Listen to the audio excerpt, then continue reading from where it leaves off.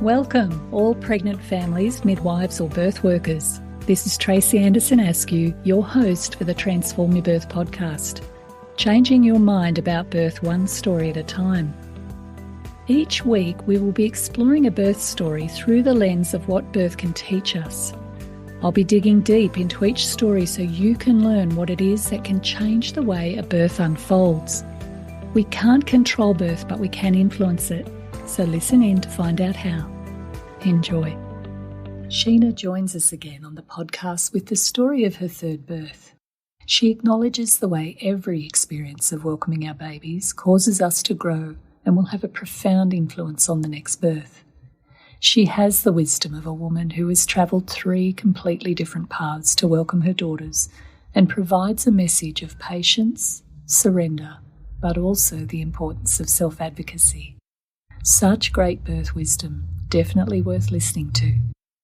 Before we begin, a note from our sponsor. This episode has been brought to you by Transform Parenting, an organisation that provides courses, coaching and community from pregnancy through to the first 7 years of a child's life. Most of the stories you will hear through this podcast are graduates of the Transform Your Birth workshop held in Canberra. Our Transform Your Birth Today course is now available to anyone, anywhere, at any time, and includes all the wonderful wisdom of this course and live weekly catch-ups when you need it with our host, Tracy. For a little taste, please accept our pregnancy gift offer, which contains free the first few lessons and some essential wisdom for pregnancy. The link can be found in these show notes or visit transformyourbirth.com.au. And now for the episode.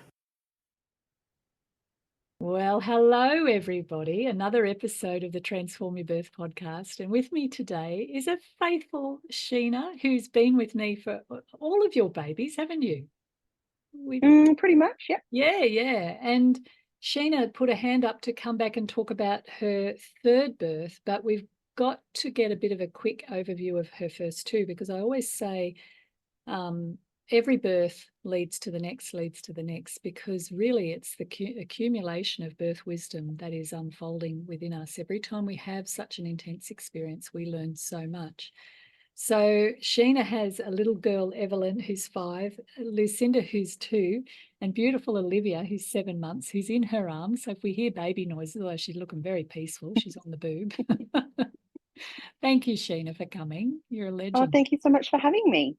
So we have had you on the podcast before, but for those who haven't heard that story, why don't you just give us a bit of a brief overview of what happened with your first 2 and how they actually came together to get you to choose things for baby number 3? Sure. So I started out with Evelyn in 2018, and I chose private obstetric care for Evelyn. We had private health insurance, and so we just decided that was the way to go, because that's what we were doing. So it was we felt at the time that it was very informed, but in hindsight, it was not a very informed decision. And I had a 38-week induction for a suspected large baby who came out at a very reasonable size, but I think I was actually just like a really eager mother first time who wanted to meet her baby. And that induction led to a cascade of interventions. Still a vaginal birth, but forceps and lots of other things that turned out to be a very tricky birth.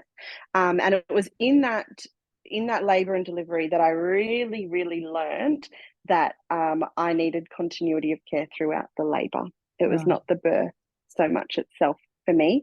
And so when I fell pregnant again the second time, I sought out midwife-led care because I wanted somebody to be with me while labouring. So I was really fortunate. I had a beautiful midwife, Caitlin, at Canberra Hospital through their continuity program, and was all gearing up for a fabulous birth. And then at 37 weeks, Lucinda flipped breech. And so that kind of changed the trajectory pretty quickly. I kind of took a minute to process that. The recommendation from the hospital was a 39-week cesarean, but that's not something that I was comfortable signing up for. So I fought really hard to still have a vaginal birth breech, and was definitely acting against hospital recommendations. However, I believe I was well within safe parameters with the research that I had done, and the midwives that I had supporting me, and what I knew, would be the plan to happen should I go into labour. Yeah. At 41 weeks, Lucy still had not come, and my midwife was going on maternity leave herself. So I went along for my cesarean at 41 weeks, which was beautiful. It was so beautiful. And I think every single day leading up to that 41 weeks, I was doing everything to turn that baby, to bring labor on. Like, you could do it, I was doing it. And so by the time 41 weeks rolled around and I woke up on that morning, and I woke up annoyed because it hadn't happened the night before. And I really just surrendered that was our path and that was what we were doing. And so I had a phenomenal cesarean. Wow. I just come in there, Sheena. The breech thing is really unfortunate in that in 98, I think it was, there was a breech trial which basically concluded that it was safer to do breech via cesarean, which was taken up very, very quickly by hospitals, which then meant the cesarean rates increased. Twins tended to be born via cesarean because of usually the second twin is in the breech position. And what happened as a result of that is that doctors lost their skills in managing breech deliveries. And I know now that there's a big movement in medicine to get doctors to reclaim those skills, because not every baby is diagnosed as a breech. And if there's a bottom coming out instead of a head, we need our health professionals to know how to manage that. And it's really unfortunate. I know when you were going through that, there wasn't a lot of confidence in the hospital. And this is a very big teaching hospital. And there wasn't a lot of confidence in people doing that. And given you were a second-time mother, and, there was certainly, the possibility for a mother who was willing and able to birth that baby breech. And it's unfortunate that that's the case. But it is always worth asking, if any of you out there who end up with a breech baby, to just ask if that is a possibility, if there are confident people to knowing how to manage it. Because when I had my first two breech babies, which was pre-98, that was just considered another version of normal by my health providers. So, yeah, interesting. It was agreed that, if I went into labour and turned up to the hospital, there was a specific doctor, a specific obstetrician working at Canberra who had come internationally, and he's where he did all of his training and where he spent a significant amount of time, breech is still very normal. So the plan was to have him there, and also a very experienced breech midwife as well. So that, like, we kind of put a plan in place surrounding my wishes. But so then you were pregnant with baby number 3. How were you feeling? Then came Olivia. I was very excited. I was overjoyed. I was filled with so much love and terror and excitement and fear and all of the things. Everything. Yes. Yeah. So again, I signed up for a midwife program at Canberra, and it took a while to get in, which made me pretty nervous. But I called them at the birth centre to kind of plead my case over the phone to them as well. And then I got a phone call that afternoon from a beautiful midwife, Kat, who was taking up my case, and I was very relieved and excited, and I cried, and I was so emotional and so happy to have her. And I also had a beautiful student midwife, Chloe, who's now over at North Canberra Hospital, working there. So she was a third year when she was with me, and so we just had the ultimate team. And I felt excited. I felt so excited to give birth the whole pregnancy. I knew this was the one. So you were going for a vaginal birth after cesarean. Was there ever any hesitation about, like, did you consider having another cesarean? Did I consider it? Yes. I the whole time said that I will not be having an induction from the induction I had first. So I said the whole time, I will either be going in spontaneous labor, or I will be rolled into a theatre for a cesarean. Right. Okay. So I was not keen to do induction again. And I actually learnt that the doctors are very apprehensive to do hormonal inductions on a uterus with a scar, so a Caesar. Yeah. Anyway, so induction would have been, via a balloon catheter or my waters being broken anyway. But I was very keen to avoid that. And if that meant Caesar, then it meant Caesar. And I think because I had such a beautiful cesarean beforehand, I wasn't necessarily avoiding a cesarean. I didn't want the recovery because I knew I would be coming home to a 2-year-old who is a 2-year-old and a 5-year-old. A 2-year-old doing two. A 2-year-old doing 2-year-old things. And I just didn't want the recovery of a cesarean. It is hard. So I wasn't necessarily out to avoid a Caesar at all costs, but I was just really not wanting to repeat that recovery. Yeah. So what sort of preparation did you do then? I redid the transform. Oh, we've got a little friend here awake. I redid the transform course. So we did that again, which was very helpful to remind, almost like re-inspire me and get me back in that birth space. Yeah. I kind of just waited. That's what I did. I was patient and I waited for my body to do what she had to do. And I waited until 42 weeks, but I kept waiting. But we got there. Wow. So you went into labor at 42 weeks. I went into labor at the night between 41 and 6 and 42.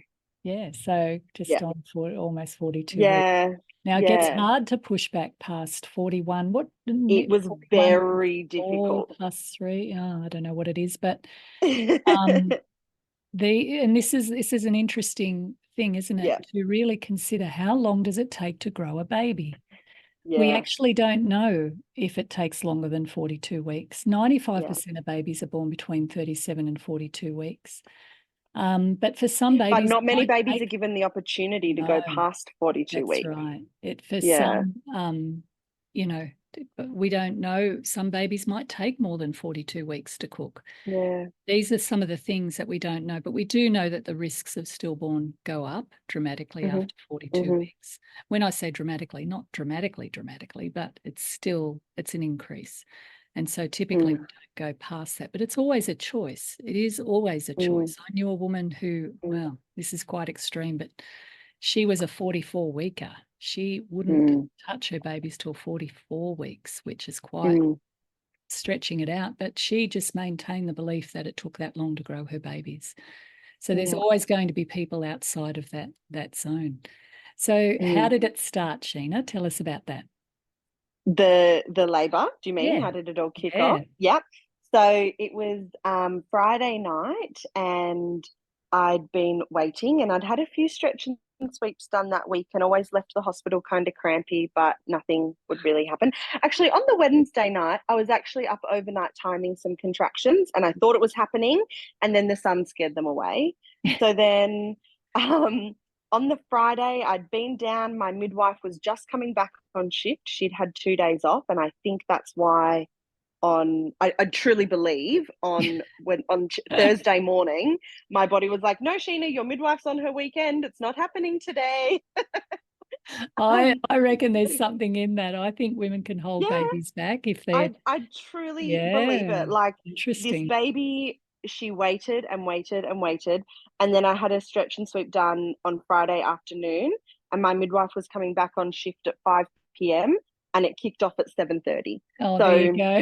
I truly believe that my body was waiting for my midwife because I just felt so comfortable in her presence. Yeah. So I was just kind of lounging around at home. My husband we were in our bedroom and we were kind of just saying goodnight. My husband was getting the big girls ready to take them down to their bedroom to go to bed. And I just felt my waters pop. And so I jumped up off the bed, hopped into the bathroom, and I and Gus just took the girls down to bed. We'd already said goodnight. And I very excitedly texted both of my midwives and I said, my water broke. Because, important information. On the next day, the Saturday morning, I was actually booked in to go for an induction.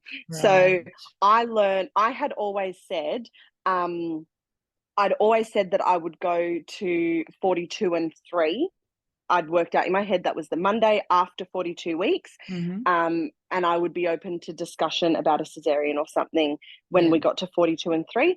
In that moment, I learnt that actually my comfort line was 42 weeks, because post 42, while, is quite accepted in a lot of places around the world, I was not prepared to play in those waters in our medical system that doesn't see women past 42. So I decided I would go in. We knew from the stretch and sweeps that they would be able to just break my waters, and that was it. And so I said to them, you can break my waters, and that is it. So we were due to be going in Saturday morning. And so you waited till your midwife came back, and you waited till the kids went to bed because it was their bedtime. Yeah, because it was and then their you bedtime. decide to go into labour. Isn't that interesting? And then my waters broke. And I was just so excited that like my body was doing this. I'd never gone into labour before. And how long till your contractions started after that? It made like within, so that was at 7:30, and like 5 or 10 minutes.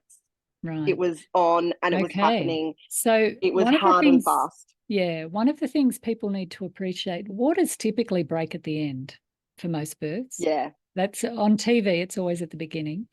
And then if your waters do break at the beginning, because that can happen, your labour can start fairly quickly, or an hour and a half, or 3 hours, or 24 hours, even 48 hours. I don't like you to go beyond 24 hours, but you can, if you're keeping yourself protected and, avoiding doing things that could cause infection, then there are certainly possibilities around breaking waters breaking. But what happens is once those waters break, the baby's head tends to come down quite solidly on the cervix. So it can kick you into a very strong labour. What happened with your labour, Sheena? That happened. So I was crampy beforehand, but it was my third stretch and sweep for the week, and I'd been crampy after all of them. So I just felt that that's what it was. It could have been like genuine contractions going, and I kind of just brushed it off. I was busy doing dinner and stuff, Yeah. So then contractions were happening, and by 8:15, so 45 minutes after my waters had broken, I'd text my parents who live 40 minutes away saying, like, you need to come. I was scared that, or I was nervous that I was kind of acting on things too quickly. I had anticipated things to take a lot longer. But I just tuned into my body and I thought, no, Sheena, like, you don't want to be in the position where they're not here, So then they got here by 9. They were here at 9. I had 2 contractions getting around the edge of our bed. So they were hard and fast, and then another 2 getting to the car. We jumped in the car at probably 10 past, 9:15. And then there was 12, from when we got in the car, there was 12 minutes until I had another contraction. So I was really nervous that I'd scared them away by acting too quickly. But then they came back and that was no longer a worry. So then we got to the hospital and kind of met my midwives at like Kat and Chloe, and got straight into the birth suite. And I just spent the whole time, I did not feel any contraction on the front of my body. Everything was in my back. Right. Absolutely everything. I had a TENS machine and I hated it. It was the worst thing ever. It was so bad. So that was interesting. Wow. Yeah, so I just spent the whole labour on my knees, elbows propped up on a couch or on the little bench seat in the delivery room, or on my bed, or wherever I was. Whole labour on my knees. They tried to move me to the bed, but it was just horrific. I got straight back up into my knees. And then So that was at 10. We got to the hospital, and then she was born at 10:50. Wow. So um, I just it just happened. It was so fast. I thought that I needed to wee, so I went into the bathroom and sat on the toilet, and then all of a sudden a baby came out. On the toilet. Yeah, so she was born. I was standing over the toilet, and it was just a big contraction. I did not push at all. There was no, I did not, I did not push this baby once. And it was just, yeah, a big contraction. I remember I reached down to feel, to see like what was happening. And I was standing up, and I felt, and I said to my midwife, "Oh my goodness, is that a head?" She said, like it, like it could have been anything else happening down there that's rock solid. No, But it's a puppy dog.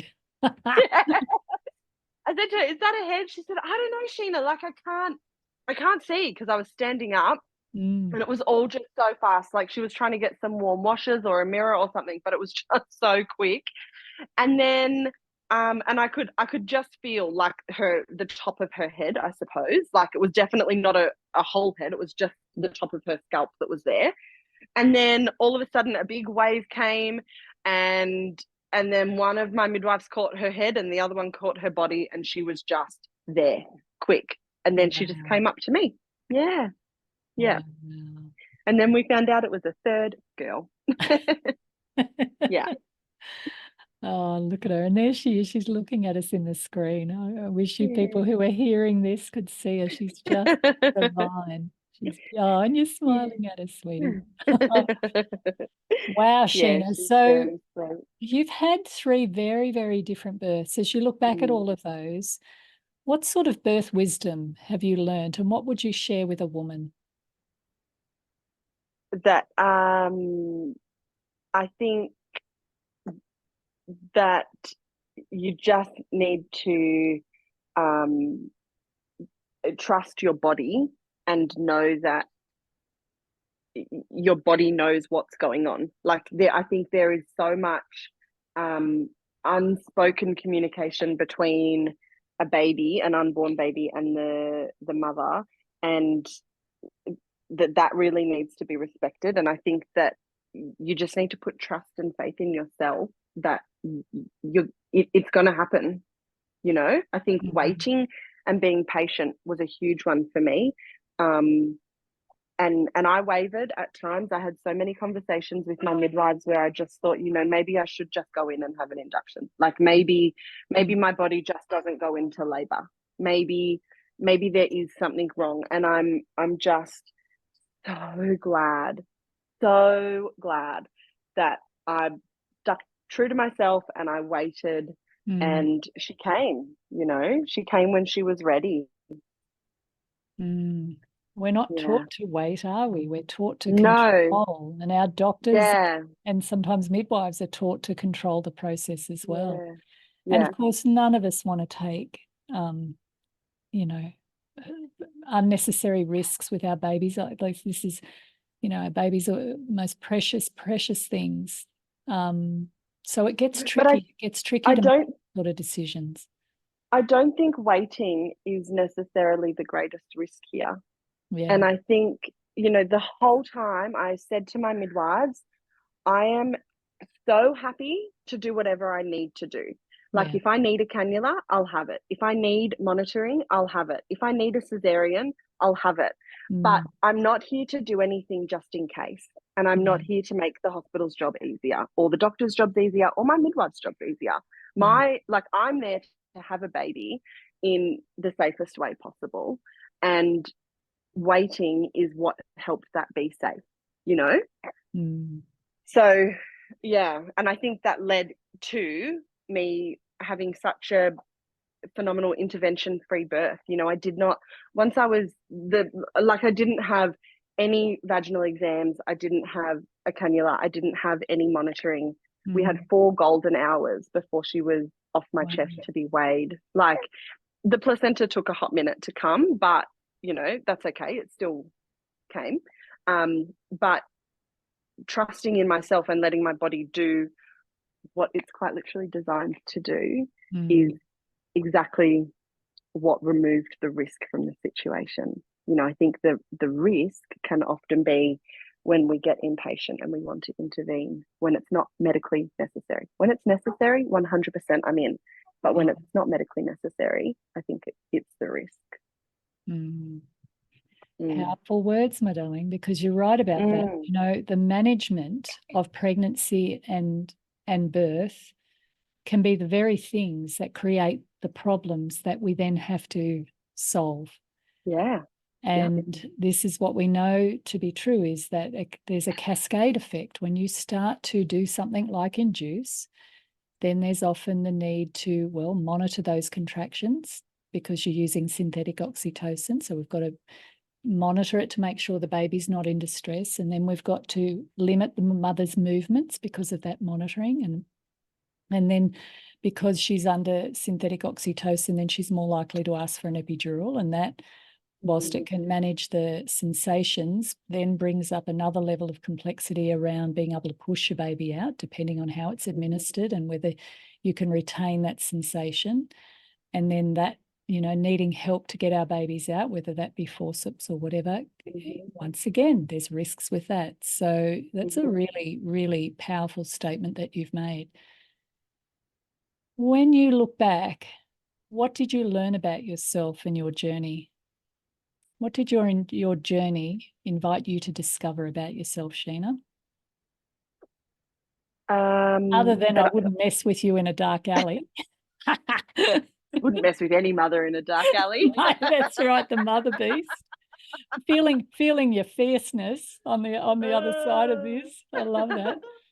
I think it's just, you know, for me, it was the same, I think, with all three births, that it's just like women can do anything and mums can do anything. And I think like advocacy is a huge one, you know, like, and there's been so many times during pregnancy and then also during what's it called, like, I don't know, when you childhood when your kids are little, parenting that that I've really had to advocate, really had to advocate in the public system, in the private system, with GPs, with, you know, all kinds of things. You have to advocate, and you cannot be a bystander for your children. And I think I've really learned, that's what I've learned, that I bloody know my kids best. And I know my body best. And just because a doctor or someone is saying, you know, they're giving me a statistic or making an assumption or whatever it might be, that is really helpful information for sure.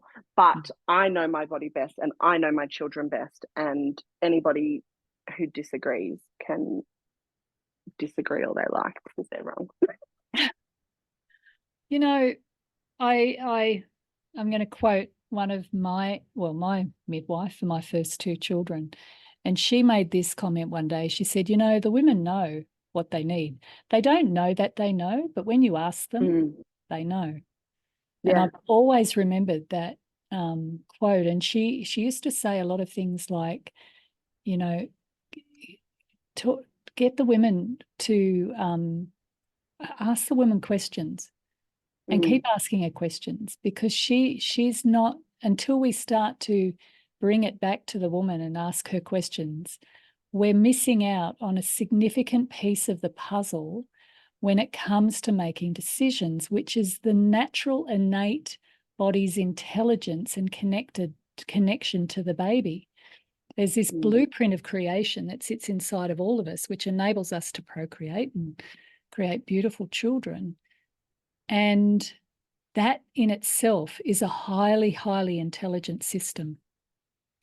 And too often we bypass it by not even referring to the woman. In fact, a lot of women can come through birth feeling like things have been done to them, that they haven't even been, you know, conferred upon to make decisions. And that's very sad, because those caregivers are missing a really important piece of the puzzle, which is the intelligence of the woman's body and her connection to her baby. And so midwives, particularly independent midwives who work with women very, very closely, and they watch their journey, they watch the path, and they've got the time to really sit with birth and to watch what unfolds, and then to see the woman after she's had the baby and to watch what unfolds there. They're the ones who really appreciate and learn to respect that process of pregnancy, birth, and early parenthood. It's all connected, all connected. I agree completely. I think my first, and I've said it before, and perhaps even in my first podcast that I did with you, I may have said, but I feel like my first birth happened to me. Yeah. Right. Whereas very much Olivia, like my third, I did that. I did not. I could have done that in the middle of a forest on my own. Like I did that. My second was a little different because she ended up in the theatre. Like I probably could have done it on my own if I had waited, but it was almost in between, But yeah, my first, I definitely feel like birth was done to me, and then a complete turnaround by the time number 3 came. And I did that.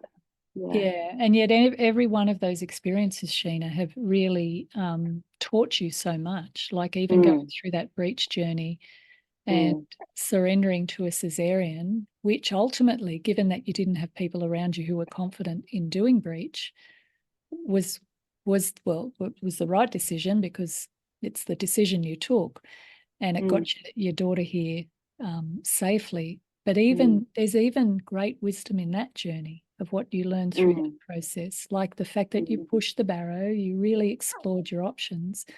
So by the time you made the decision to have the cesarean, you had well and truly processed your options and been a part of that decision-making process to then be able to surrender to, okay, we're going to take this path and now I'm going to make that the best bloody birth I can. And you did. Cesarean, beautiful. So there's no birth is ever in vain. I don't want anybody listening to this podcast to ever think that we try to put one birth is better than another or above another. I was just earlier today with a group of new mothers and we were debriefing our birth stories. So there was 12 women in the room sharing their birth stories. And boy, when you hear 12 women share birth stories, you just shake your head and go, what a ride. One of the things I really invited them to move into is this move beyond the idea of labeling birth as a good birth or a bad birth. See it as what it is, which is the welcoming of this baby. This has been the journey that this baby and this mother's had to take in order to get baby on the other side. And every path is valuable. It gives us the opportunity to learn. It can sometimes teach us what we won't put up with and to learn to be an advocate, which is what you described earlier. But it's still a very, very worthwhile, powerful, beneficial, transformational path that we have to walk.